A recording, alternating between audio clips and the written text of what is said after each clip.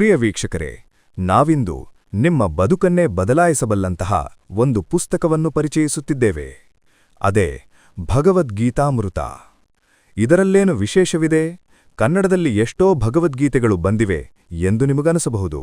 ಆದರೆ ಇತರ ಭಗವದ್ಗೀತೆಗಳಿಗಿಂತ ಜ್ಞಾನಯೋಗಿಯವರು ಬರೆದಿರುವ ಭಗವದ್ಗೀತಾಮೃತವು ಎಷ್ಟು ಅರ್ಥಪೂರ್ಣವಾಗಿದೆ ಎಂಬುವುದು ಮುಂದಿನ ವಿಡಿಯೋಗಳನ್ನು ನೋಡುತ್ತಾ ಸಾಗಿದಂತೆಲ್ಲ ನಿಮಗೆ ಅರ್ಥವಾಗುತ್ತದೆ.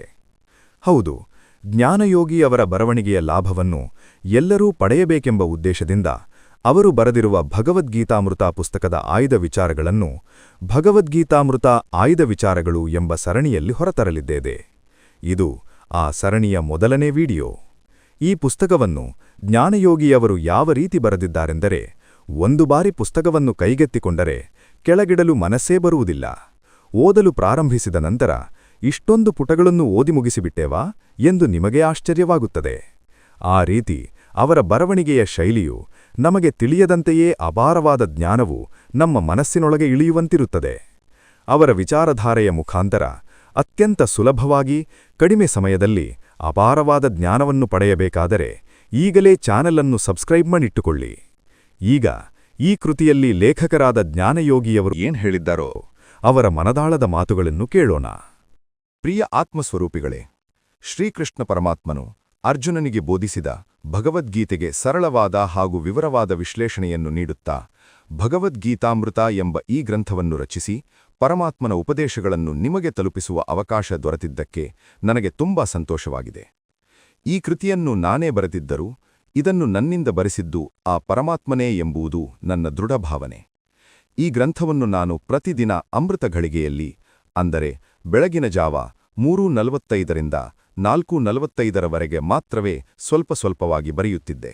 ಆದ ಕಾರಣ ಈ ಗ್ರಂಥಕ್ಕೆ ಭಗವದ್ಗೀತಾಮೃತ ಎಂದು ನಾಮಕರಣ ಮಾಡಿದೆ.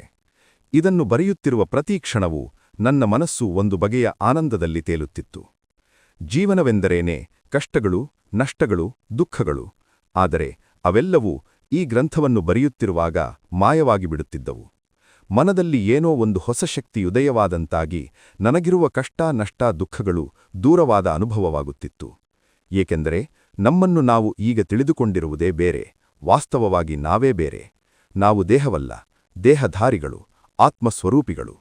ಆದ್ದರಿಂದ ನಮಗೆ ಈಗ ಇರುವ ಕಷ್ಟ, ನಷ್ಟ, ದುಃಖಗಳಿಗೂ ನಮಗೂ ಯಾವ ಸಂಬಂಧವೂ ಇಲ್ಲ. ಈ ಸತ್ಯಸಂಗತಿಯು ಈ ಗ್ರಂಥವನ್ನು ಬರೆಯುತ್ತಿರುವಷ್ಟು ಕಾಲವು ನಮಗೆ ಮನದಟ್ಟಾಗುತ್ತಿತ್ತು. ಕ್ರಮೇಣ ನಮ್ಮ ದುಃಖ ದುಮ್ಮಾನಗಳಿಗೂ ನಮಗೂ ಏನೂ ಸಂಬಂಧವಿಲ್ಲ ಎಂಬ ಸತ್ಯದ ಅರಿವು ದೃಢವಾಗುತ್ತಾ ಹೋಯಿತು. ಇದರಿಂದ ನನ್ನ ಮನದಲ್ಲಿ ಒಂದು ಹೊಸ ಚೈತನ್ಯ, ಒಂದು ಹೊಸ ಶಕ್ತಿ ಜಾಗೃತವಾದ ಅನುಭವವಾಯಿತು. ಇದೇ ಅನುಭವವು ಈ ಗ್ರಂಥವನ್ನು ಓದುವಾಗ ನಿಮಗೂ ಆದರೆ ನನ್ನ ಜನ್ಮ ಧನ್ಯವಾಯಿತೆಂದು ಭಾವಿಸುತ್ತೇನೆ. ನಾನು ಈ ಗ್ರಂಥವನ್ನು ಬರೆಯುವಾಗ ದೊಡ್ಡ ದೊಡ್ಡ ಪದಗಳನ್ನು ಬಳಸಿ ಪಾಂಡಿತ್ಯವನ್ನು ಪ್ರದರ್ಶಿಸದೆ ಈ ಆಳವಾದ ವಿಚಾರಗಳು ಎಲ್ಲರಿಗೂ ಅರ್ಥವಾಗಬೇಕೆಂಬ ಉದ್ದೇಶದಿಂದ ಸರಳವಾದ ಭಾಷೆಯನ್ನು ಬಳಸಿದ್ದೇನೆ. ಭಾಷೆ ಎಷ್ಟೇ ಸರಳವಾಗಿದ್ದರೂ ಇದರಲ್ಲಿನ ವಿಚಾರಗಳು ತುಂಬಾ ಆಳವಾದವು. ಹಾಗಾಗಿ ಒಂದು ಬಾರಿ ಓದಿ ಮುಗಿಸುವಂತಹ ಗ್ರಂಥ ಇದಲ್ಲ. ಜೀವನದಲ್ಲಿ ಇದನ್ನು ಆಗಾಗ ಮತ್ತೆ ಮತ್ತೆ ಓದುತ್ತಿರಬೇಕು. ಹಾಗೆ ಓದಿದ ಪ್ರತಿ ಬಾರಿಯೂ ಏನೋ ಒಂದು ಹೊಸ ಅನುಭವವನ್ನು ನೀಡುತ್ತದೆ ಈ ಗ್ರಂಥ ಎಂಬುದು ನನ್ನ ಭಾವನೆ. ಆ ಪರಮಾತ್ಮನೇ ನನ್ನಿಂದ ಈ ಗ್ರಂಥವನ್ನು ಬರೆಸಿದ್ದಾನೆ. ಪರಮಾತ್ಮ ಸ್ವರೂಪಿಗಳಾದ ಓದುಗ ಪ್ರಿಯರಿಗೆ ಈ ಗ್ರಂಥವು ಅಂಕಿತ. ಇದು ಜ್ಞಾನಯೋಗಿಯವರ ಮನದಾಳದ ಮಾತುಗಳು.